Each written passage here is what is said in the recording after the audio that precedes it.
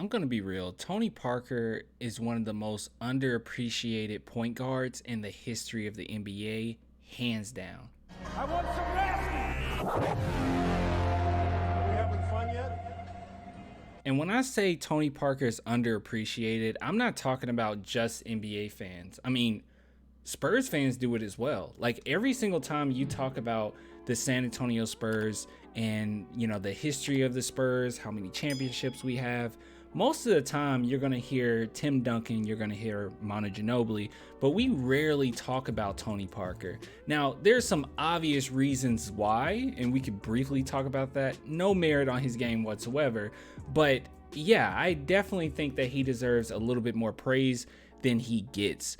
Before we talk about that, if you guys want to support the channel, clanthemerchfan.com, link in the description. If you guys want to support, I really do appreciate the love nonetheless. All right, so let's go ahead and talk about this. So Tony Parker, as you guys may have heard, unless you were under a rock, Tony Parker and Greg Popovich have been selected as nominees in the Hall of Fame. They're going to the Hall of Fame, like easy, right?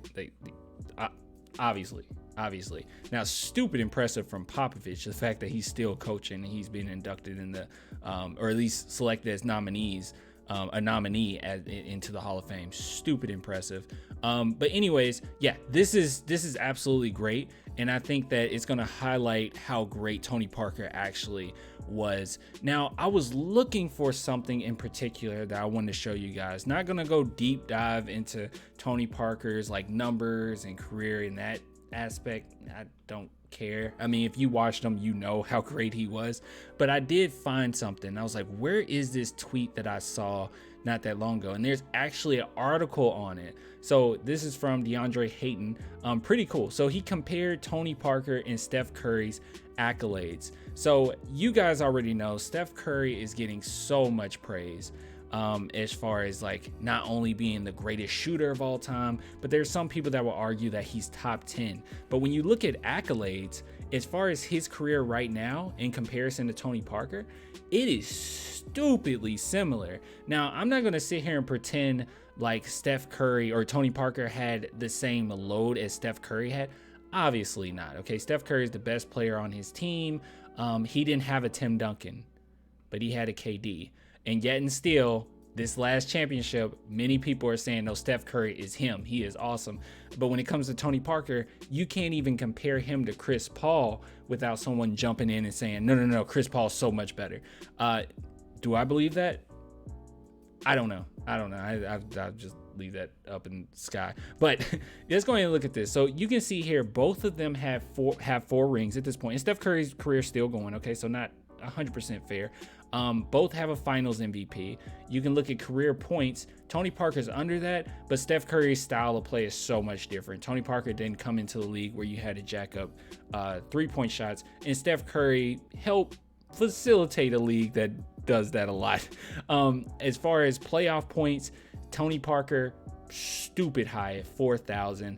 Steph Curry, stupid high as well. And then you can see all-star appearances. Tony Parker just wasn't as popular at times than Steph, but you can see Steph Curry is 8 while Tony Parker is 6, but still stupid close. And as we can read here, just to see what they're saying here, so when you talk about Curry, you unconsciously associate him with the likes of Magic Johnson, Larry Bird, and other amazing players. But when you take a look at his career stats, he shockingly has similar resume to that of San Antonio Spurs legend Tony Parker. Now, it's funny that they bring up some greats, because this was something else that I wanted to bring up. Once again, not getting deep into statistics here, but he has scored, Tony Parker, he has scored more points in the postseason than Wilt Chamberlain, Larry Bird, Magic Johnson, and Hakeem Olajuwon, some of the greatest players to ever step on a basketball court. So I just wanted to throw this out there, man, because I absolutely love Tony Parker.